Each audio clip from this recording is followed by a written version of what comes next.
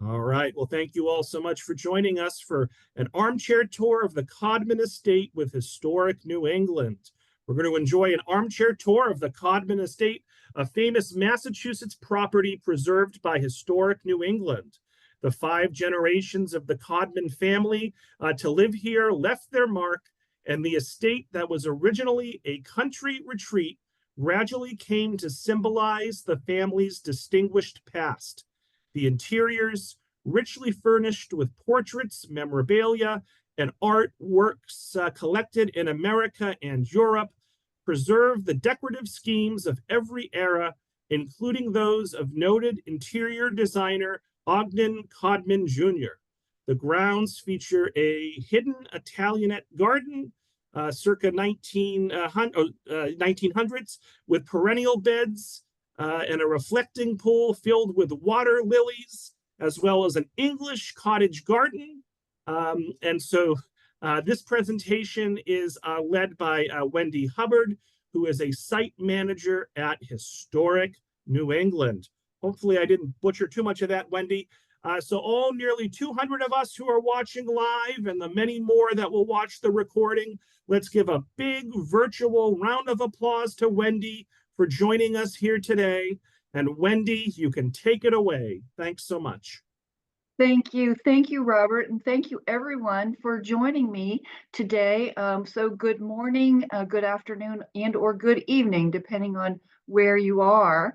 And we'll get started right away with the Codman Estate in Lincoln, Massachusetts. So today, our themes are a multi-generational family home, their family fortunes, the architectural evolution and preservation of the Codman Estate.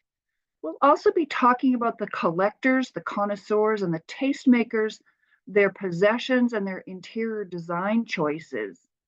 We'll also have a conversation about the staff who worked and lived here on the estate, enabling the Codman family's lifestyle. Historic New England is the oldest, largest regional preservation and education organization in the country.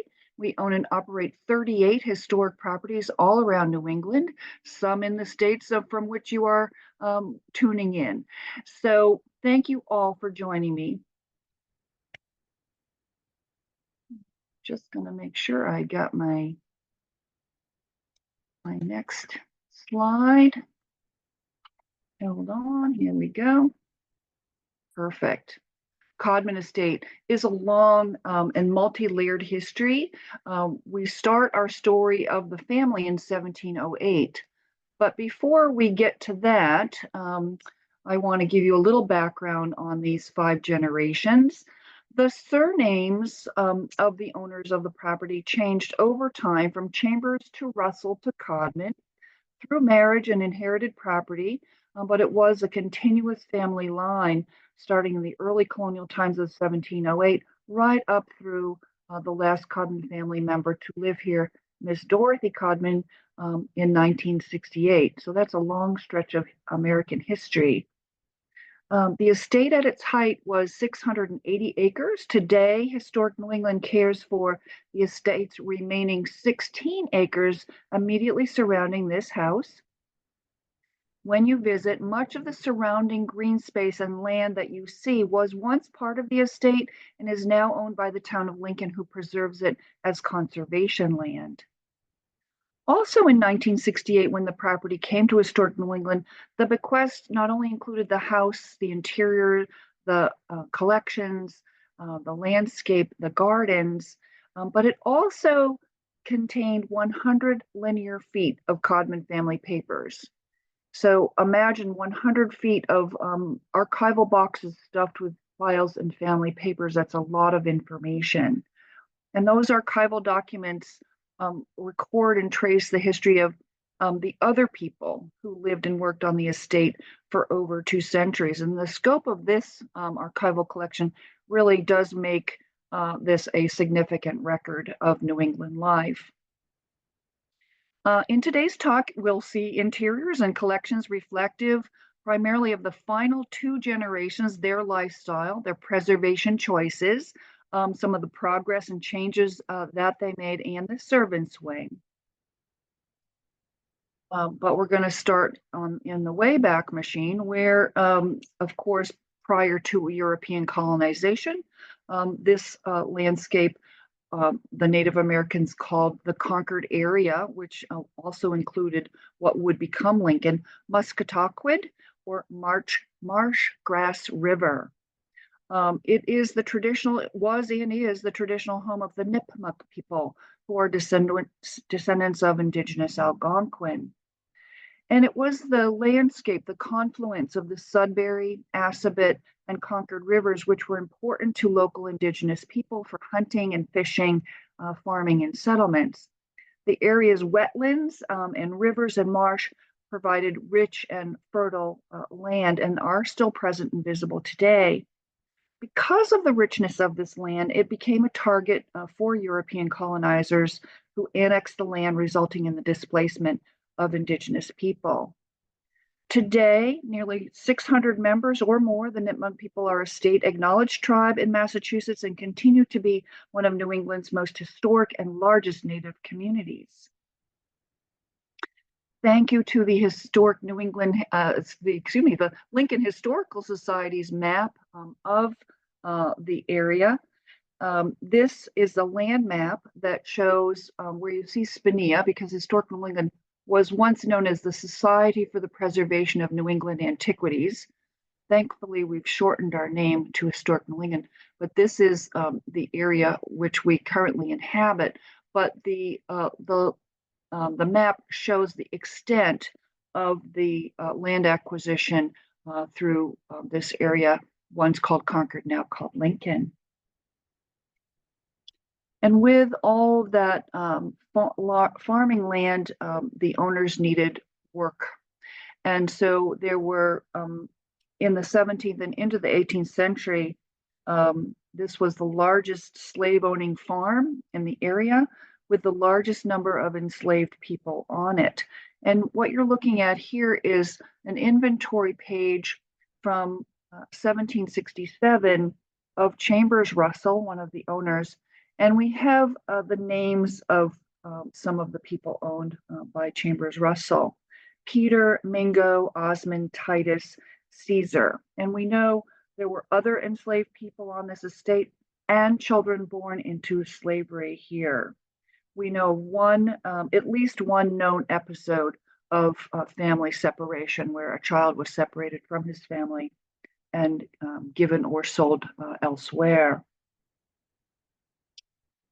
Margaret Russell was the niece of Chambers Russell, and she married John Codman III in the early part of the 18th century, mid part of the 18th century. And because she was a female heir, the Chambers Russell estate became the Codman Estate. She married John Codman III, and both Margaret and her husband, John, were stewards of the estate on behalf of their young son, Charles Russell Codman. John Codman III, as I say, married Margaret in 1781, so later 18th century. He was a very prominent Massachusetts merchant, engaged in the Atlantic trade, shipping, and international trade and commerce, and made his fortune primarily on the economy here in New England and the American South and the West Indies, on an economy based on enslavement. All subsequent generations, including the Codman Family Trust that we continue to benefit from today, we owe the fortune to an economy based on slavery. John Codman III made the estate the grand place that you see today. He expanded the house, added a third floor, laid out the buildings and laid out the grounds as you see them today. This very formal parterre, or these formal steps leading up to the front door, this very prominent and grand front entryway. He was eager to maintain the neoclassical style of the original mansion, added other classical details in terms of the front porch and the columns, the pediment, the dental molding and the capitals. John Codman also added a servant's wing. So this is the main body of the house, and he added in 1799 this servant's wing.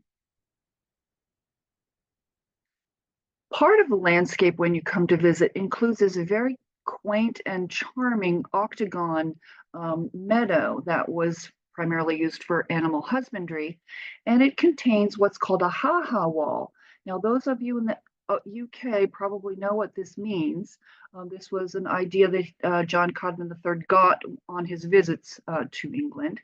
And basically, it is a scene from the prominence of the mansion above on the top of the hill looking out across the landscape. It is a almost like an infinity pool. It's like an invisible wall that you only come to see when you get up close, as you see from this vantage point, that there's a wall here. So, there's a wall here.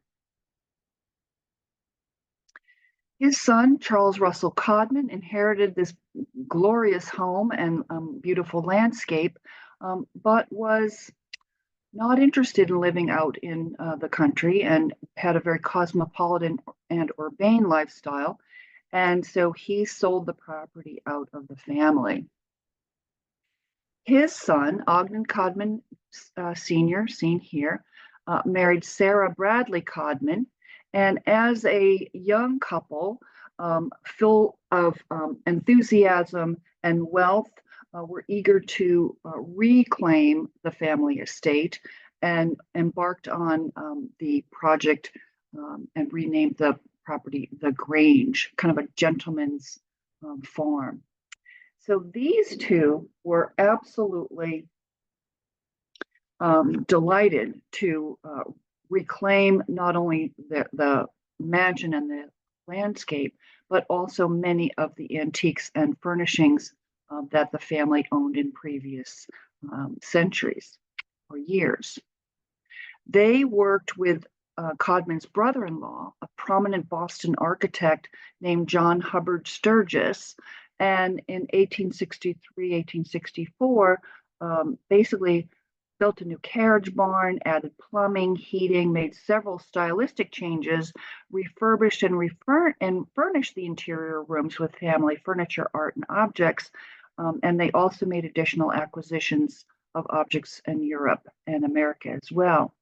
But they were also very careful to preserve and maintain many of the original and important colonial and federal era features of the landscape and the architecture. So the landscape that you visit today actually looks very much like this 1855 image of the Codman family's children. Here's a couple sitting on the ha-ha wall on their ponies, and this is the main drive up into the estate. And you will see Grandfather John's picturesque elms here in this photograph, making this very grand allée as you approach the mansion. And I'm just bringing your attention to this bed of annual plants and cannas, because you'll see that later on in another slide. So the people that you're going to see as we step through the door will be the people from this era, this late 19th, early 20th century era. Here they are taking tea with Lady Grey Egerton, an English aristocrat, and with her daughter Violet on the Codman family piazza. So the straw boater hats and the very Victorian garb kind of help place this in the era we will see on the inside. Just a note about those beautiful elm trees. Of course, in the 1930s, they succumbed to Dutch elm, and we replanted, and it is a grand allée, but it's no longer, unfortunately, Grandfather John Codman III's elms. Known as a mansion in its own time, this was a very impressive manor house from the very start. You're looking at original 1740s woodwork in the staircase, triple helix or double helix newel post, and the triple design banisters in the main hall. These were taken from English pattern books sent over to the colonies here in the Americas, and it's American craftsmanship based on an English tradition. You'll also notice that there are other layers of history beyond the 1740s original structure, including Minton tile here on the floor and some Asian ceramic. So it's a very rich and multi-layered interior that really represents lots of different family influences and choices over time. We'll step through into the paneled parlor. This is part of the original 1740s house with the original paneling. The architectural detail is intact and in situ, meaning in place in this room. It was very carefully maintained by John Codman and his wife Margaret, and their son Charles Russell Codman, and his son Ogden Codman Sr. It was Ogden Codman Jr., noted architect and interior designer, who painted it white in the fashion of the colonial revival era of the early 1900s. And yes, 1900s. You'll also see in this photograph French toile fabric and blue and white ceramics from Asia. It is a room that was refurbished fairly recently in the 2000s by the curatorial staff, with conservation work on the furnishings, art, and the fabric were reproduced. And part of that fabric, where you see reproduced fabric in the house, is because the family saved all of these materials, and the archival materials and the documents also had scraps of fabric. So we were able to reproduce the color, but also the repeat of the pattern in this beautiful French toile. You'll see their taste in American and European art and furniture throughout the house. Mrs. Sarah Bradley Codman's family was in the Asia trade, and she had a preference for blue and white ceramics. So in their case, John Ogden Codman Sr. and Sarah Bradley Codman, money married money, which made a very fruitful partnership. We'll step through into the dining room, which is a very different flavor indeed. This was designed by John Hubbard Sturgis, a noted architect and interior designer and brother-in-law to Ogden Codman Sr. And John Hubbard Sturgis's taste ran to high Victorian, with an emphasis on the revival mode. And so this evokes a kind of Tudor splendor, with butternut fretwork on the ceiling, heavy woodwork, heavy furnishings. And this was John Hubbard Sturgis's claim to fame, and reproduced Gothic revival, Tudor revival, and other kinds of revival for wealthy Victorians here in the United States. The furniture in the dining room was acquired by a very fashionable New York furniture dealer named Leon Marcotte as an ensemble. So very heavy, dark Victorian furniture here in this space. And you can just see some of this blue and white china as well. There's Canton, there's Minton, there's even a couple of little souvenir plates, because the Codman family also liked to go visit historic houses and pick up a little souvenir in the gift shop. So quite charming. And I'm just going to back up. Over the sideboard here in the dining room is one of the most beautiful paintings in the historic New England collection. It's a 17th century Dutch still life masterpiece by Willem Claus Heda. It's known as a vanitas painting, or that life is fleeting. The symbolism includes a half-eaten pie. We've got this lemon peel. There's a timepiece here, a half-filled glass. So it's a reminder that time is fleeting. We're stepping through into yet another flavor of architectural and interior design detail in the drawing room. This is part of that 1799 John Codman III's structure. And it has original architectural features from his era, including this neoclassical federal period chimney piece, and you can see the dentil molding around the ceiling. But this again has been redecorated by the Codman family in the late 19th and early 20th century.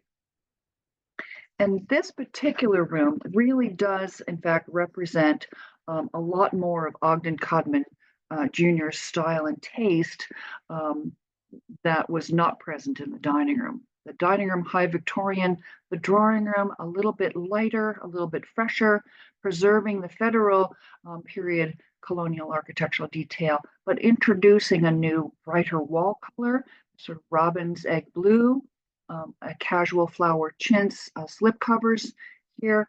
And Ogden Codman Jr. was a noted architect and interior designer, and he co-authored a book called On the Decoration of Houses with his friend and author Edith Wharton. Now, this was Edith Wharton's first published work here in the United States. And their philosophy was to return to the classicism after the excesses of the Victorian era and create light, bright, comfortable, casual spaces. So among the better known works of Ogden Codman Jr. include Cornelius Vanderbilt's home, The Breakers, some of the rooms there in Newport, Rhode Island, the Hampshire House in Boston, Mass. He remodeled and redecorated some of the rooms in Kykuit in upstate New York for the Rockefellers in the Hudson River Valley. Ogden Codman Jr. will be one of four bachelor interior designers featured in the new exhibition opening at our Eustis Estate in Milton, Mass, called The Importance of Being Furnished. So I put the website in the chat and my contact information there as well. So if you have any curiosity about that exhibit or about Ogden Codman Jr., feel free to reach out. We're going to step through, and here he is, Ogden Codman Jr. as a young man with his carte de visite, produced in Dinard, France, where the family lived for a time, and as an older gentleman here, he lived out his life primarily in the south of France. He was a gay man, by the way, and the only of his five siblings to actually marry. He married a lovely woman by the name of Lila Griswold Webb, a wealthy widow. They had a lovely marriage, and they were compatible in taste and personality, and he was devastated upon her death. But, you know, human beings are complicated, and he also was attracted to men, and probably in the LGBTQ plus rainbow, he would probably consider himself queer, but they didn't have that kind of language for that at the time. So his life, his work, and his choices will be part of the discussion for the importance of being furnished, five bachelors at home in the new exhibit. Ogden Codman Jr. advised his siblings that since they no longer played billiards, that it wasn't in fashion anymore, that they removed this great chunky piece of furniture from the billiard room and create a comfortable library. So myth has it that they removed this out the large window in the library, and like you do, kind of set it on the side of the street with a free sign on it. Someone has that billiard table, perhaps somewhere in Lincoln, Massachusetts. We just don't know. So this is one of the most comfortable rooms in the house, but it's also a room where the fabric has not been reproduced or restored. So it was a very bright, beautiful, highly Victorianized space. For example, these silk pillows of chinoiserie fabric were bright blue. You can just get a little sense of the rose damask on the comfy chair, and the velvet curtains were emerald green. So this would have been a jewel-toned, beautiful space as a library. In it are family portraits, including Ogden Codman Jr.'s brother, Hugh, with his violin there under his arm. And we've stepped upstairs to the bedroom of Mr. and Mrs. Codman. Again, matching furniture from Leon Marcotte, the fashionable furniture dealer in New York City. Again, the robin's egg blue and the painted paneling a la Ogden Codman Jr. and fresh reproduction fabric based on the samples that we know exist. The Codmans wanted to live in comfort, and while their early colonial house was magnificent, it was not terribly comfortable for modern bathing, and so they modernized their bathrooms.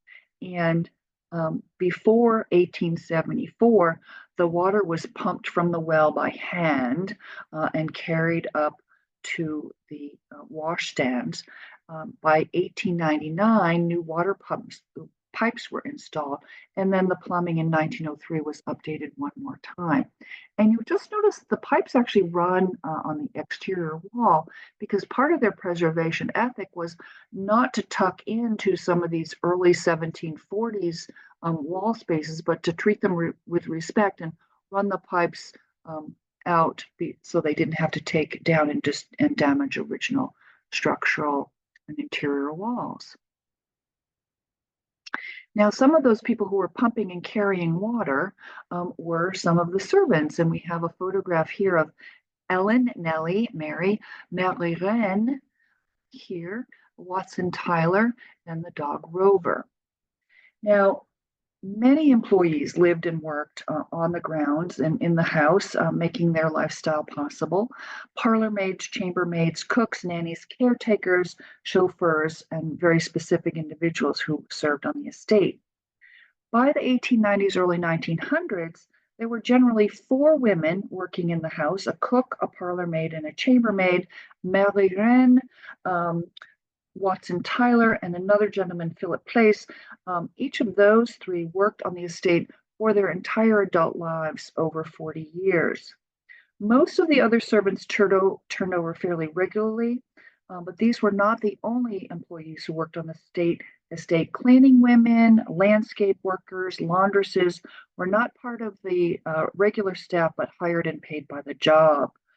As was a hired man, generally under the supervision of Watson Tyler, to do odd jobs or haying or plowing, those kinds of specific tasks in the landscape. Marie-Reine Lucas came from France and began her work as a nursemaid caring for their youngest daughter, Dorothy Codman. And then when Dorothy no longer needed her, Marie-Reine became somewhat of a lady's maid and housekeeper, and she was the only servant to live on the family side of the house. We have reopened and reclaimed some of the servants' bedrooms and spaces in the servants' wing. The servants' wing was added in 1899, this extra attachment to the back of the house. And this is one of the rooms recently restored and furnished by the curators. This happened last year, so this is brand new. And the servants' wing was primarily, the bedrooms were for maids and cooks, and they turned over quite frequently, and we don't have specific information about them, but we have for one person, Nora Scanlon, a parlor maid, who was employed here and is listed in the 1900 census. So from that document, we were able to discover enough genealogical details to create a short sketch of her life and service and beyond. And we like to tell this story because many people relate, I think, a little more to the servants who came and went in this house rather than the grand land and slave owners here. So we'll just start with a little story of Nora Scanlon and see if anybody has family members that can relate to this personally. So Nora was born Honora Agnes Scanlon in Ballyford, County Kerry, Ireland in 1872, and she emigrated to the United States in 1894 as a steerage passenger on Cunard Line SS Gallia. And when she arrived in Boston, she told the immigration officials that her profession was servant, and she was hired by the Codmans along with a chambermaid named Agnes. And Nora and Agnes worked for the Codmans until November 100, when the Codmans left for an extended stay in Europe, which they normally would do. And Nora gave Mrs. Codman her address and expressed an interest that she be rehired when they returned. So in spring of 1902, Nora came back to work. There she met her future husband, Dennis Joseph Welch, who lived nearby, employed as a farm laborer, another recent Irish immigrant, and they were close in age. And they filed their intention to marry in Lincoln in March of 1903. And in April, Nora gave her notice and left the employment as a servant. And Nora and Dennis lived in Lincoln for most of their marriage, as many of their 5 children were born. But eventually they moved to Chelsea, Mass, where they owned a home. Dennis worked industrial jobs, and Nora was a homemaker. Dennis died in 1933, and Nora, after his death, continued to live in their home and took in lodgers and boarders. And she died in Chelsea, Massachusetts in 1964. So we're really proud to tell Nora's story, and we were able to reconstruct her life primarily because she happened to be there in 1900. And so we were able to pull together much of her biographical data, as well as notes from Sarah Bradley Codman's diaries and letters. So today we have a servants tour that shows you these back spaces, the servants' back stairs, the coal cellar, the attic, Nora's bedroom, and some of the kitchens. Here are Nora's documents that you can see in laminated form, copies, with her obituary, her census, her steerage passage, her marriage license, and those kinds of things. And a Dublin Book of Irish Verse on the side of her bed table. Here in the servants' hall, this is a space that would have been in existence in 1799 as a kitchen. It was turned into the servants' hall when they added on the kitchens further behind this space along the servants' L. And we'll start here because in addition to being a place that they would stage to serve into the dining room, this was where servants would have taken their own meals. And in here, there's a communication center. It includes this little internal house phone that you could call to different rooms, but also an annunciator. So those of us in the US who are fans of Masterpiece Theater probably recognize this kind of thing from Downton Abbey and upstairs, downstairs. So there are call buttons in the main family rooms, and they could push a button and the annunciator would let the servants know who needed help where. And the table shows fairly, modest kind of setup with their tea and apples and other kinds of things for their own meals. The pantry has numbers of sets of dishes, a lot of blue and white in here, and this would have been used for serving the family and cleanup as well.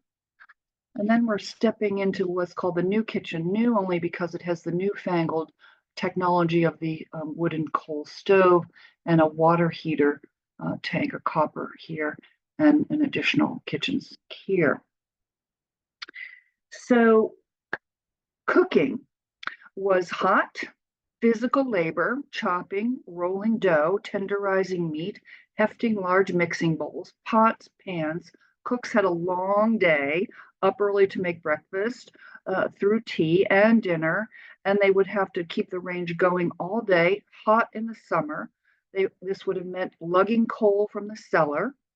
So Ogden Codman Jr. wrote to his mother and thought that the problem that his mother had with keeping a good cook is that she needed a kitchen maid to help with some of the drudgery. And he wrote to her,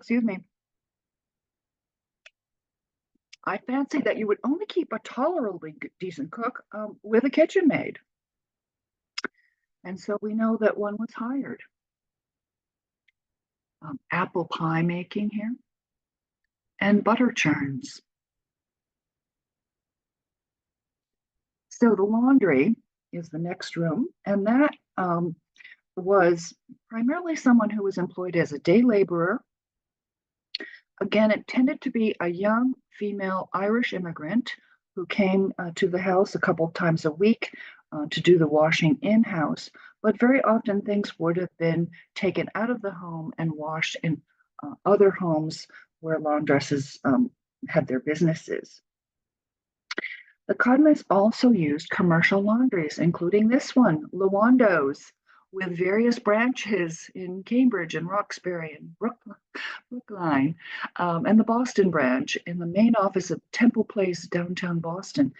So we know that the Codmans used this laundry because we have their invoices and payments in their documents. So we've got a very faint laundry line that was hung and strung behind the servants' wing and behind the laundry here. It also shows the original 1900 greenhouse, which is no longer there. Now, Watson Tyler, who started his work at the Codman Estate as a chauffeur, but quickly moved up, basically was a Black Canadian born in 1845 in Nova Scotia. And he immigrated to the United States with his wife and his oldest children in the 1870s and was working on the Codman Estate by the early 1800s. And he remained here for the rest of his life. He died in 1922. He did not live on the property. He had a home for his family just up on Concord Road, 98 Concord Road in Lincoln, and his descendants still live there today.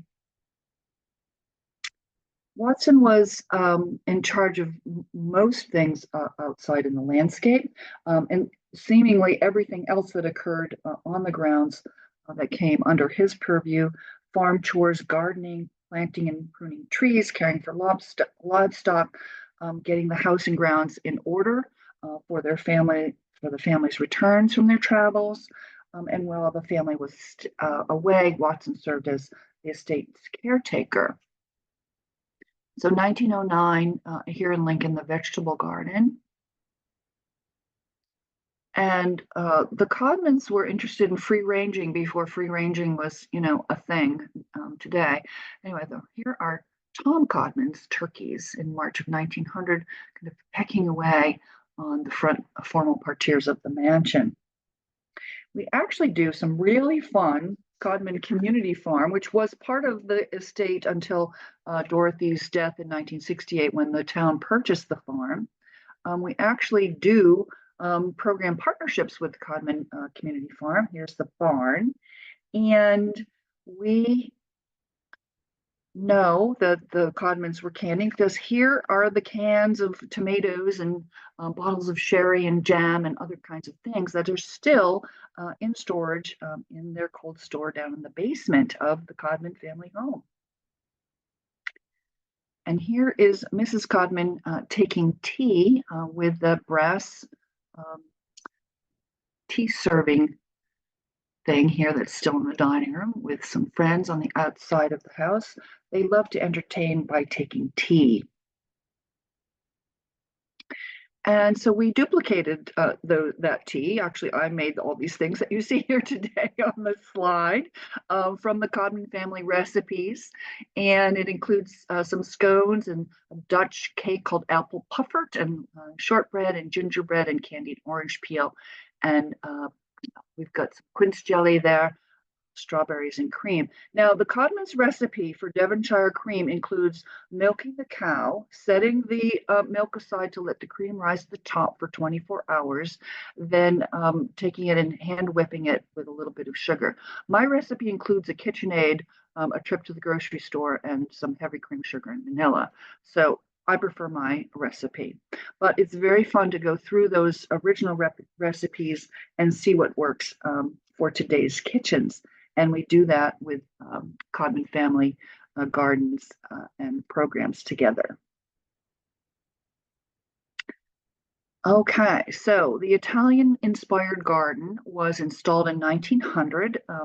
Ogden Codman Jr. advised his mother about this, creating this classically formal place with informal New England flower beds.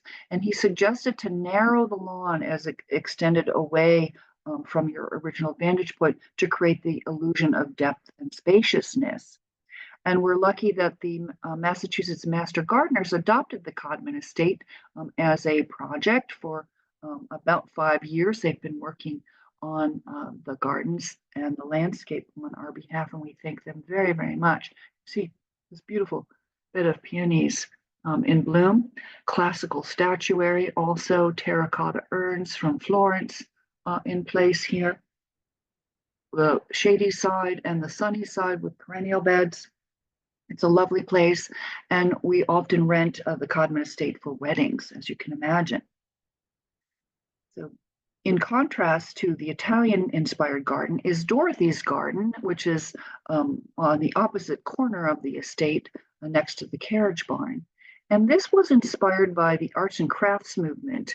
And Gertrude Jekyll may be familiar to some of you UK and US gardeners. Her idea was a less formal garden with perennial beds and climbing roses, clematis.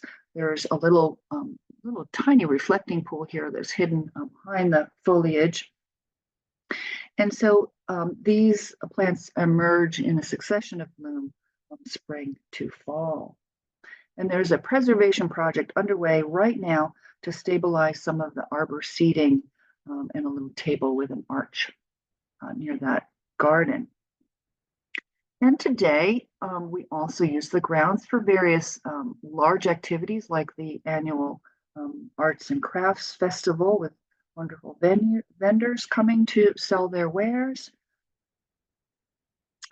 And it's just a lovely place for people to walk, where the Codman Estate is actually at the nexus of over 80 miles of conservation trails that zigzag across Lincoln. And so we get lots of landscape visitors coming and using our parking as the trailhead, which we're happy for them to do so. And we look forward to seeing some of you come for a visit. So to wind up, in 1968, the property came to Historic New England because it was the Codman family's intent to preserve the homes and grounds, and I quote, as a specimen of New England country estate. And that bequest provides us today with a valuable view of these 5 generations of family bonds and over 225 years of New England history. And we intentionally tell the story of many diverse lives, including those enslaved here, those immigrants who came to the United States for work, those folks working on the land, and as well as the family members. So premiering this spring is the LGBTQ Pride Tour that is in concert with the importance of being furnished. And you can go to the website to find dates for that program when it gets posted. And we look forward to visiting with you here on the Codman Estate, which is open June through October on the 2nd and 4th Saturday of the month. The first tour of the day is always the servants tour. And we take the sheets off and start unwrapping the house in April, which means that in May, should you want to book a private group tour, give me a ring or look me up on my email there in the chat, and we can make an appointment for you to come and see the Codman house and grounds at your leisure. So let's just see if that's our last one. I believe it is. So that's historicnewengland.org is our website. And I'm just going to go back to a prettier picture. There we go. And open it up for questions, Robert. Great. So folks, let's give Wendy a big virtual round of applause for a wonderful presentation. And we can take 10 minutes or questions of questions. So Edward would like to know, is Codman Square in Boston named after this same family? Yes, it is. It was a pastor, I believe, a minister who I believe it was early 18th century, and I'm having a mental cramp on his name, but it's in Dorchester. Codman Square is named for the Codman family, yes.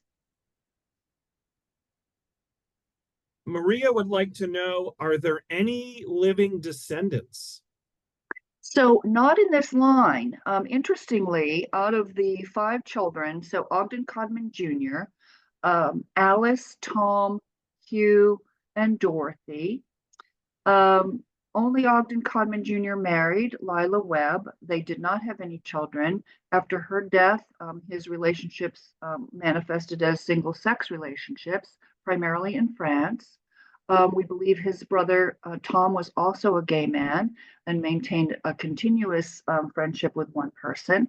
His cousin Howdy also was out, prominent, and an author, and basically was married to his partner.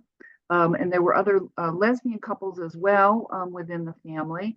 We're not sure about Alice and her sexuality only because she died fairly young. And we do know that Dorothy, her sexual preferences are less known and a bit more ambiguous, but she was what was called a spinster, which is to a certain degree a little bit of a derogatory term nowadays, because she chose to remain single. They had enough sort of, wealth and privilege where they didn't have to necessarily marry for, that kind of step up the status ladder. And Dorothy was the youngest, and she never really indicated why she didn't marry. But we know that Hugh was infatuated with because he was a musician, with his female musician friend, but his mother didn't think that she was a sufficient rank and social status that he would be able to marry her. So that romance was kind of scotched early on. And then he developed Parkinson's disease in midlife. So, his health concerns kind of laid out a track that was unfortunate for him. And so, Ogden, Tom, Hugh, Alice died young, and Dorothy lived to a ripe old age, but we just don't know. So, no direct descendants from this particular family line. But Ogden Codman Sr. had lots of brothers and sisters, as did Sarah Bradley Codman. So there are aunts and uncles and cousins and folks that descend through the Codman family, but not this particular line. In fact, the portrait of John Codman III, which is a John Singleton Copley portrait hanging in the house, was owned by one of those cousins who then donated it to us at Historic New England. And one of the features, actually, we're looking at her, one of the features of the Italian garden is now this reproduction statue of Flora, and that was basically paid for by a Hubbard family descendant. So that was reproduced with donations from a descendant. And as I mentioned, the Codman Family Trust, Ogden Codman Sr. Set up the property in trust for his family, and that trust continues today, and we benefit from it for various capital projects. And in fact, so the town of Lincoln does as well. Miss Dorothy Codman was a quiet philanthropist, and her money through the Codman Family Trust goes primarily to elderly people in Lincoln and other kinds of, worthy needs-based. She was a very quiet philanthropist and did good deeds for individual people around town. Oh, sorry, a little bit of an echo. So a couple of comments, then we'll get back to questions. C says that she loved this. You're a wonderful presenter. She enjoyed your voice. Are your other lectures listed on your website? Yes, historicnewengland.org. I think you have to go to book a speaker tab. I'm not sure where that is on the website, but all of the site managers at Historic New England do armchair tours. I myself oversee 4 properties. So the Codman Estate in Lincoln, the Gropius House, a 1938 mid-century modern icon of architecture, in sort of the Bauhaus style, and that's a good one. And I do also the Cooper Frost Austin House, which is the oldest house in Cambridge, 1681. And I oversee the Brown House in Watertown, one of the oldest houses there, 1698. So, but everybody, Hamilton House, Jewett House, Eustis, all of the properties have armchair tours. So, and other departments, the curatorial department and other, preservation services, so the buildings and grounds and the preservation carpenters all have various talks. And because of the COVID shutdown, lots of these talks became so popular on Zoom that we were really able to reach, with deeper topics and a larger audience, in fact. So coming up, last year we premiered a prominent woman architect of the early 20th century, Eleanor Raymond, and that's a talk that we are presenting. And the LGBTQ talk will we'll premiere it live, and then that will be available. We do the servants wing as a Zoom, so lots and lots of things to talk about. And I do an early history of enslavement Zoom talk. So yeah, plenty of topics to choose from, and that's just my little sphere of history.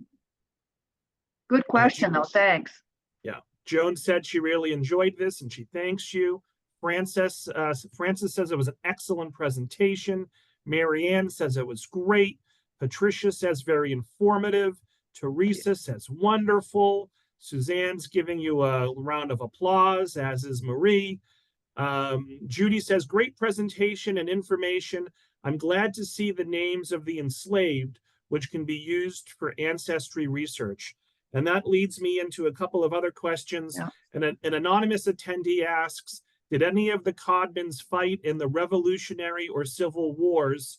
And Jack asks, was the Codman a slave estate? Did they support slavery? Yes. So on the Revolutionary War front, the slave-owning Codman, Dr. Charles Russell, so we're still in the Russell family prior to the American Revolution, was a loyalist. And Dr. Charles Russell married into the royal vassal family. So the royal slave quarters in Medford are a historic site, and they're the only slave quarters still extant in New England that you can visit. And so not only did Dr. Charles Russell inherit enslaved people from his grandfather, he was his grandfather's heir, but he married into a slave-owning family. And so 2 slaves that we know of were part of his bride's dowry and came to him. As a loyalist, and we know he owned Lincoln, Zilpah. Their 5 children were born into in slavery. So Zilpah, the daughter, Brister was had a long and interesting life. So there, unfortunately, the enslaved people are named along with, the bales of hay and the steers and the heifers and, as property.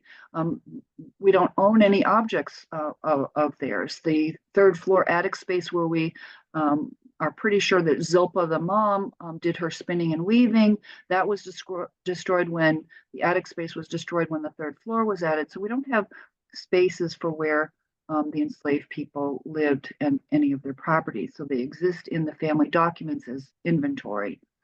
But we have the landscape and the rock walls, somebody had to lug those rocks. And so, and we also have John Codman III's documents. And I spent a lot of time during COVID tiptoeing through those documents.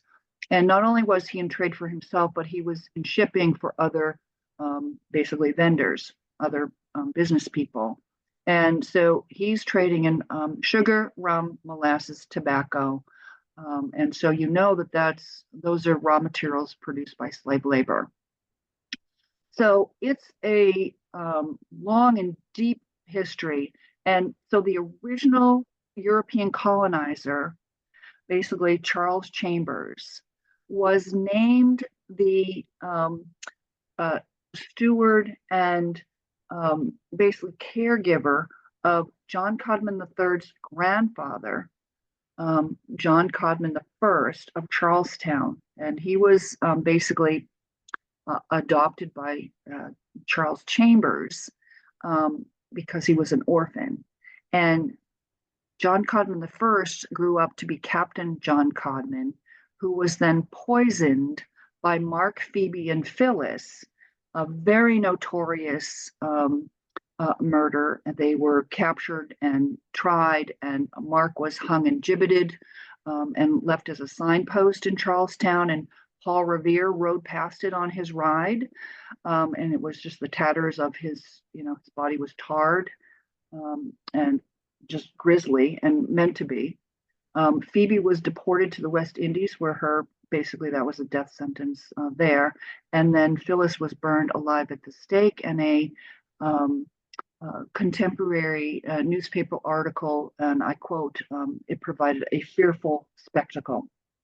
So the person who meted out those sentences was our slave-owning Chambers Russell. He was a judge in Middlesex County, and he sat in judgment on that trial. So the confluence of the Chambers Russell Codman family is intertwined in these very intriguing ways. So come to the Revolution and Dr. Charles Chambers, and sort of inheriting all of this wealth, privilege, land, property, and people. His grandfather, he fled to his father-in-law's plantation in Antigua and died there. So the property was actually taken over by relatives and cousins who were not loyalists, who were basically revolutionaries, and they continued to maintain and pay taxes on the property. So it wasn't taken over by the Continental Congress. Confusing and complicated, I know. It just, you go down these rabbit holes, and so we try to keep the story as kind of understandable as possible, but there's a lot of people and personalities and shifts and changes in history. In terms of the Civil War, to answer that question, no one fought in the Civil War. And what's interesting about Ogden Codman Sr. and Sarah Bradley Codman is their ambivalence to what's happening literally down the road in Concord, where the abolitionist movement is really alive and well and thriving. They do not seem to have any connection to that philosophy. And we were curious about that. So we delved into their investments, and we know that they were invested in railroads. We know they were invested in mills. And if you're invested in mills, then you're invested in cheap cotton.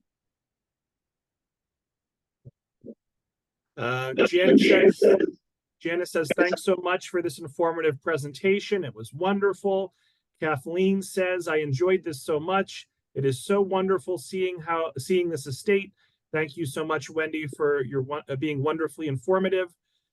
Christine says, such a thorough, thoughtful, enjoyable presentation. Many thanks.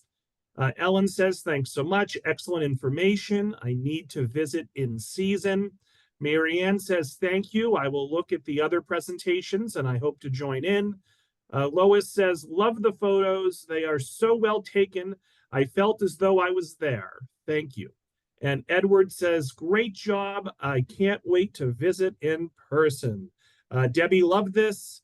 Francis and Karen say, thank you. Great presentation.